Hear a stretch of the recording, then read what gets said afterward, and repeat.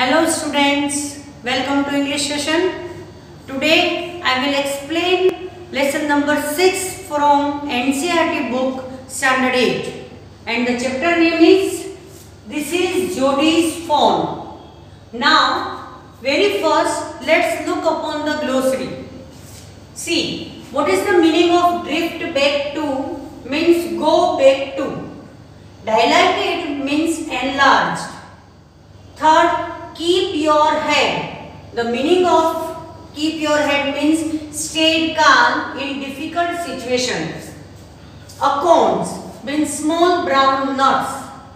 Hooves, part of the foot of horse.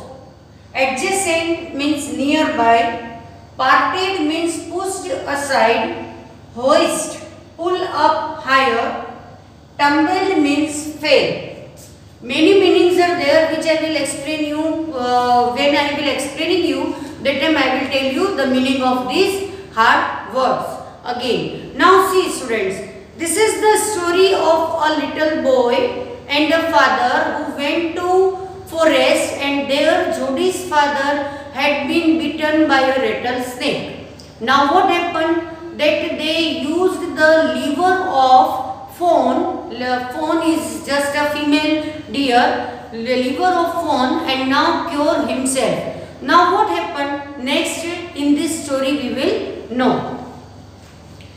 In this story, Jodi's father has been bitten by a rattlesnake. He quickly kills a doe and uses its heart and liver to draw out the poison. Jodi wonders what will happen to the little fawn left without a mother. So now here he was wonder, and now what he did with little fawn, that we will know in this story. So let's start part 1. Jodi allowed his thoughts to drift back to the fawn. He could not keep it out of his mind.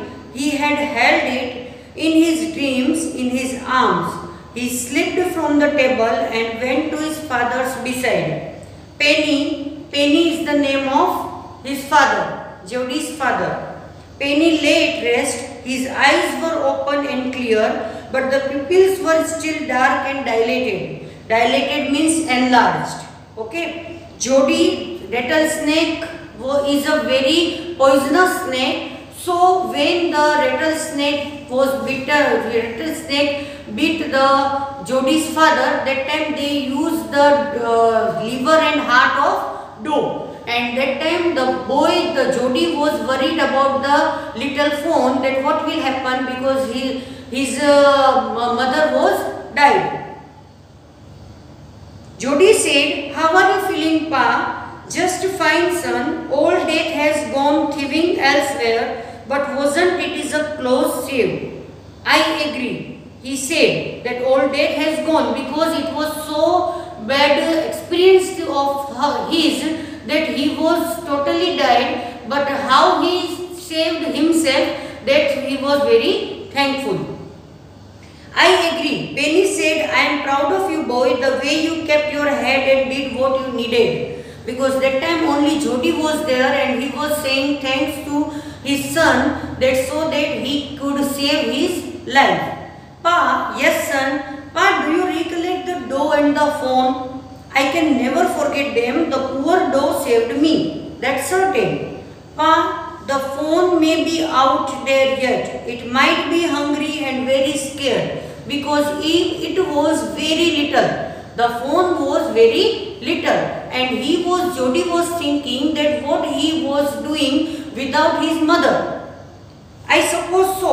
Pa, I am a big boy now and don't need to drink milk.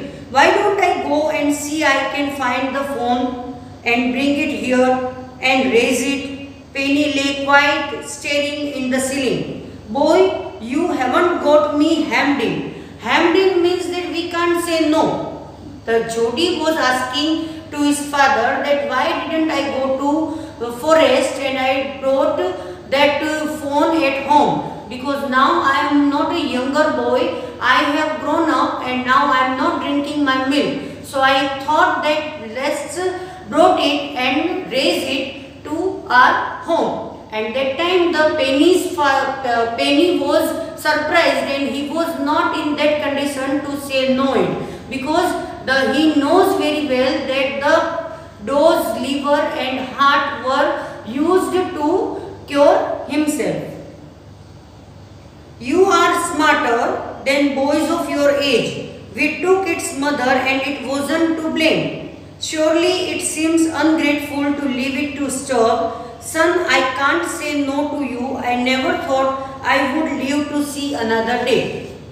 Can I ride back with Millville and see if I can find it? Now the Penny was saying that I am not able to come with you, and I don't think, he didn't think that he could see that phone again. So he said that can I ride back with Millville and see if I can find it?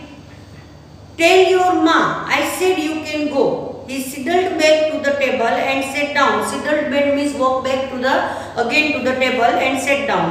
His mother was pouring coffee for everyone. He said, Ma, Pa says I can go bring back the phone. She held the coffee pot in mid-air, means that she was pouring the coffee in the cup. But that time, as she listened, that the boy, her son was wanted to go to forest to bring phone. That time she stopped. What phone? The phone belonging to the doe we killed. We used the doe's liver to draw out the poison and save Pa. She gasped. Swear for pity's sake. Pa says it would be ungrateful to leave it to starve. Doc Wilson said. Now here he said that the thought of Doc Wilson, that what the Doc Wilson said about this gratefulness. That's he said that Doc Wilson said, that's right ma'am, nothing in the world comes quite free. Means that in this world nothing comes quite free. Whatever we want, that time we have to pay something for it. If you are doing a good work, that time you also have to pay something for it, and you will get reward. Means that a good will happen to you. And if you are taking something just like that, the Jodi wanted to say that we used the doe's liver and heart. So here we have to pay something in return, because nothing came free in this world. So his mother said that the boy is right and his daddy is right. Millville said, he can ride back with me, I will help him find it. She set down the pot helplessly. Well, if you will give it your milk, we have got nothing else to feed it. She said that now we are having less money and we are not having anything else to give it. So if you are ready to give your milk, then you can bring this phone at home. Millville said, come on boy, we have got to get riding. Ma Baxter asked anxiously, you will not be gone long. Jodi said, I will be back before dinner for sure. Now his mother assured that you have to come back home early, and now Jodi said that I will come soon. Millville mounted in his horse. Mounted means sit. Millville mounted his horse and pulled Jodi up behind him. He said to Millville, do you think the phone's still there? Will you help me find him? He said to Millville, means Jodi said to Millville that would you like to help me, because that phone will not be there. We will find him if he is alive. How you know it's he? How you will know? That generally we cannot understand or we cannot get easily that which phone's mother we killed. So how you will know? The Millville was asking to Jodi. The spots were all in a line on a doe's phone. Pa says the spots are every which way. He said, now here the phone was male or female, that we came right now, that he said that phone was doe phone because female deer was there, because the spots on her body was all in a line. So Pa says that if it is in a line, then it will be the doe phone. Pa says the spots are every which way. Now Jodi gave himself over to thought of the phone. they passed the abandoned clearing. He said, cut to the north, Millville. It was up here that Pa got bitten by the snake and killed the doe, and I saw the fawn. Suddenly, Jody was unwillingly to have Millville with him. If the fawn was dead or could not be found, he could not have his disappointment to see. Now here at this point, the Jody did not want Millville with him. Why? There were two reasons. First, if the fawn was killed, that time he did not want to show his disappointment to the Millville. And if the fawn was there, then the meeting would be so lovely and so secret that he could not endure to share it. That time he did not want to share that feeling and that caring to anybody else. So in both the way he was thinking. He said, it is not far now, but the scrub is very thick for a horse. I can make it on foot. So now here he give excuses to Millville that here it is not easy to walk by horse, so it would be easy that you leave from here and I will go from here. But I am afraid to leave you, boy. Suppose you got lost or got bitten by the snake too. Then, because obviously they have already this incident with his father, so he said that I am not agree to leave you here, because if suppose that you will be distracted or you will be bitten by some snake, or then what you will do? I will take care. It might take me a long time to find the fawn. If he is wandered, leave me off right here. All right, but you take it easy now. You know north here and east. Now here he was asking that you know that where is north and which is the east side, so that it would be easy to you to come out. There and there, that tall pine makes a bearing. Makes a bearing means acts as a compass. Means generally if we are going to a deep forest, and that time we just make a mark on forest, or if we are not having that type of marker, then we can see that a long tree or this tree was coming in this way, or river or pond. So it will be easy for us to come on that way. So here the Jody was saying that I know that this long pine tree was there. This is a good mark for me. Okay, I will take care. It might take me a long time to find the fawn. Alright, but you take it easy, he said, and so long, Millville, I am obliged. He waited for the sound of the hoofs to end, means footsteps of horse. He was waiting that when it is ending, means that when Millville totally gone, that time then he cut to the right. The scrub was still, only his own crickling of twigs sounded across the silence. Only the crackling of twigs, small twigs were crackling with each other, so that sound were only coming in this deep forest. He wondered for an instant if he had mistaken his direction. He was wondered that, he was hoping also that might be if he would misled the direction. Then a buzzard rose in front of him. Buzzard is a large bird like the vulture that eats and flesh of dead animals. Then a buzzard rose in front of him and flapped into the air. He came into the clearing under the oaks. Buzzards sat in a circle around the carcass of the doe. Carcass means a dead body.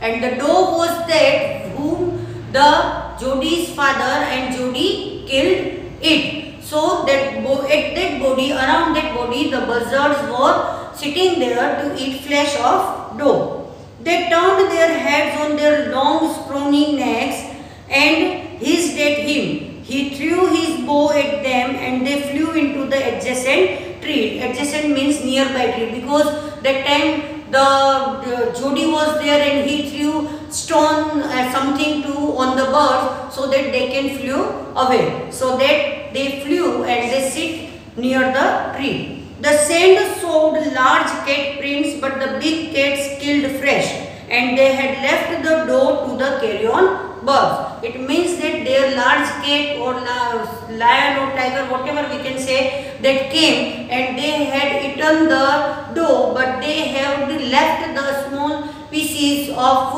fleshes for these carrion birds. He parted the grass at the place where he had seen the fawn. It did not seem possible that it was only yesterday. The fawn was not there. He circled the clearing. There was no sound, no sign.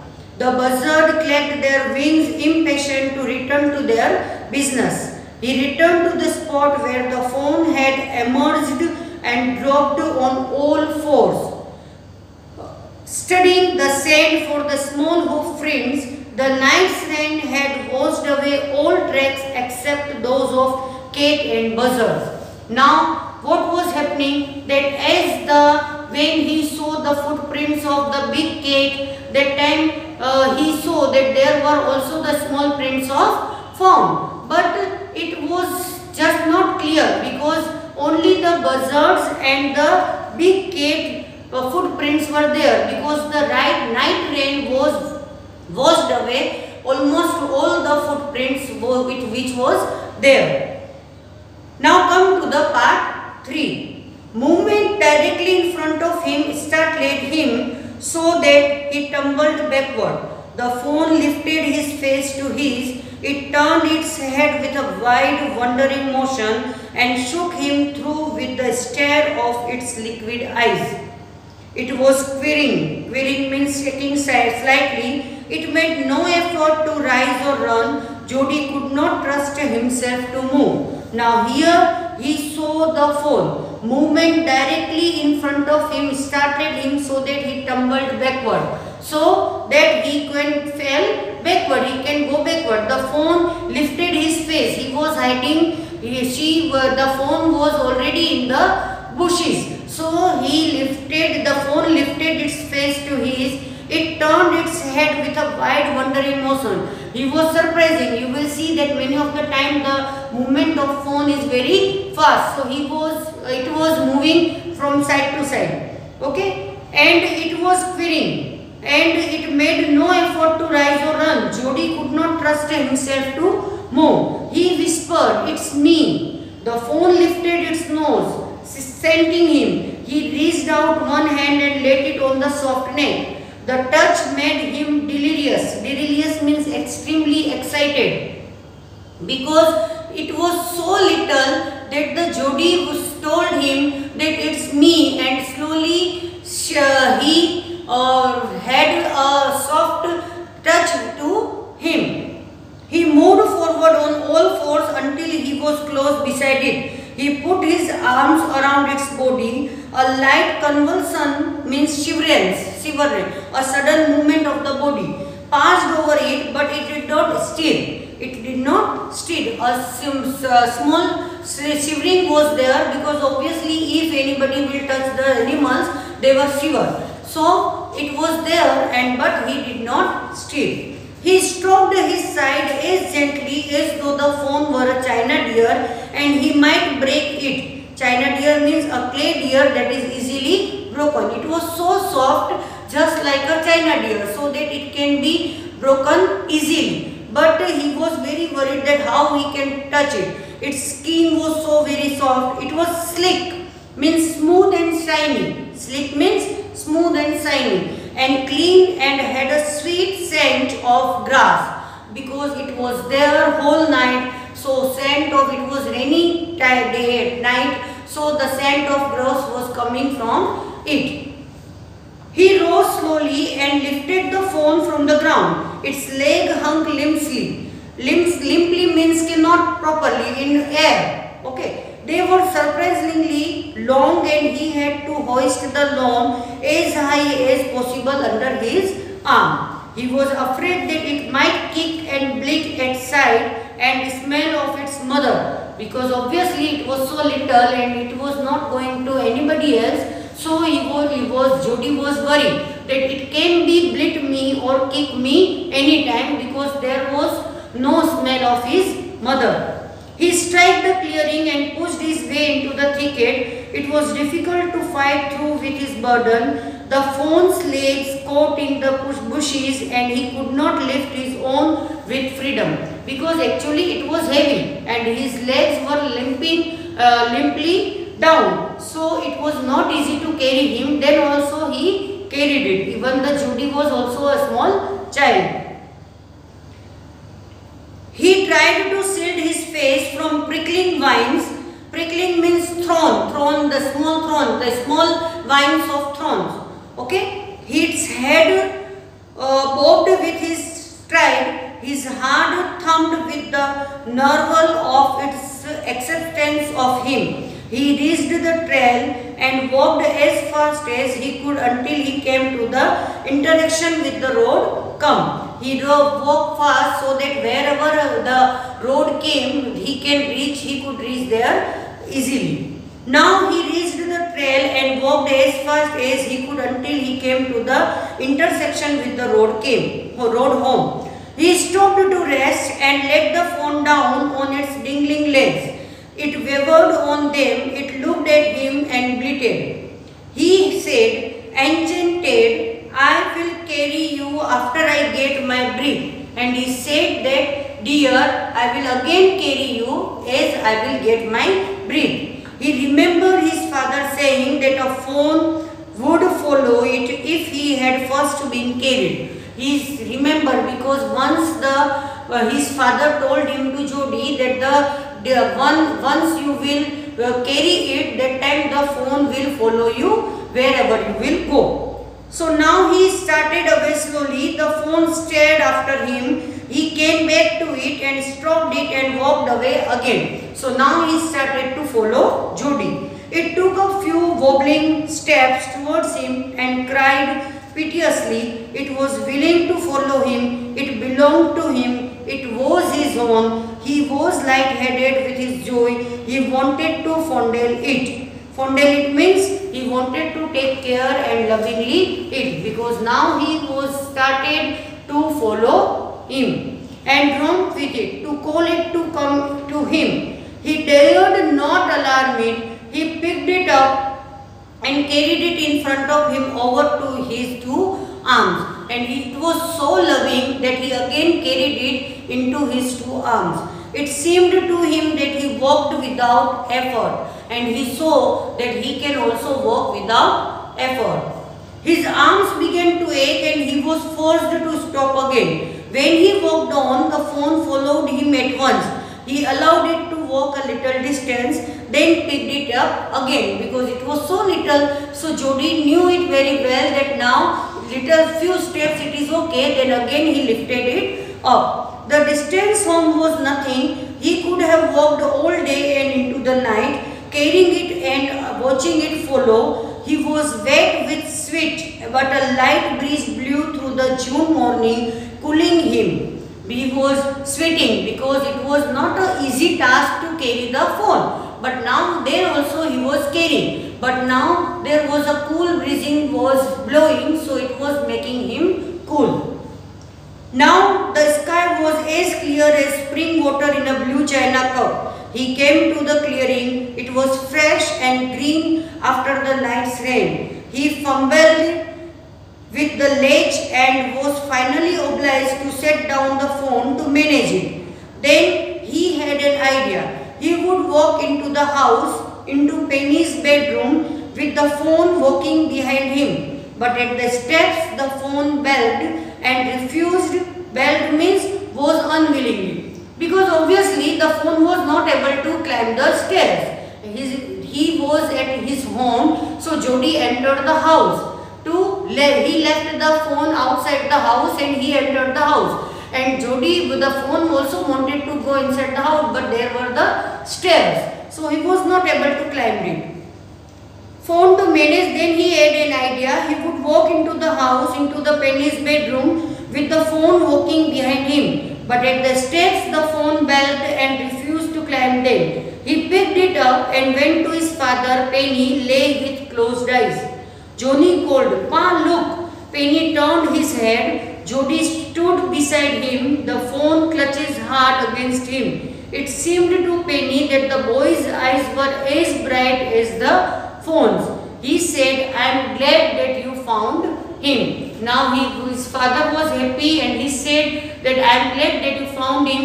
And he saw the brightness in the eyes of Jody, same in the phone's eyes. Jody then went to the kitchen. The phone wobbled after him. A pan of morning's milk stood in the kitchen safe. The cream had risen on it. He skimmed means remove. He skimmed the cream into a jug. He poured milk into a small gourd. He held it out to his phone. It buttled. Buttled means to give with his hand. Okay, he buttled it suddenly to smell it. उसको smell करना. Smelling the milk, he saved it precariously from spilling over the floor. It could make nothing of the milk in the gourd. He dipped his finger in the milk and thrust them into the phone's soft, wet mouth because he was not habituated to drink like this. So what Jody did, he kept the gourd on the floor and he started to give the milk with his hand, with his fingers. It sucked greedily. When he withdrew him, he butted frankly and butted him. He dipped his finger again and as the phone sucked, he lowered them slowly into the milk. The phone blew and sucked and snored. Snored means inhale, to inhale karna. It stamped its small hoofs impatiently. As long as he held his fingers below the level of the milk, the phone was content. Now the phone was not hungry, he was full. Now it closed its eyes dreamily. It was ecstasy to feel its tongue against his hand. Its small tail flicked back and forth. The last of the milk vanished in a thrill of foam and gurgling. And now at last, when the last drop of the milk also, the phone was gurgling. Now the phone was also happy to drink the milk, and the Jody was also happy because he brought the phone at home because he was now feeling guilty that he killed the phone's mother in forest because of his selfishness. So that's why he brought him again to home. So in this story we know that how the Jody helped the small phone. So we should have helping nature. We should not think about us only. We should not think that whatever we want, because there is a thought that also given that nothing in the world is free. We have to pay something for, we have to give cost for something. Whatever we are buying, we are giving them money. But if you are there taking forcefully, that doesn't mean that you did not pay anything for it. So helping nature always be there in us. Okay. So here the story ends and we will meet again in my next session.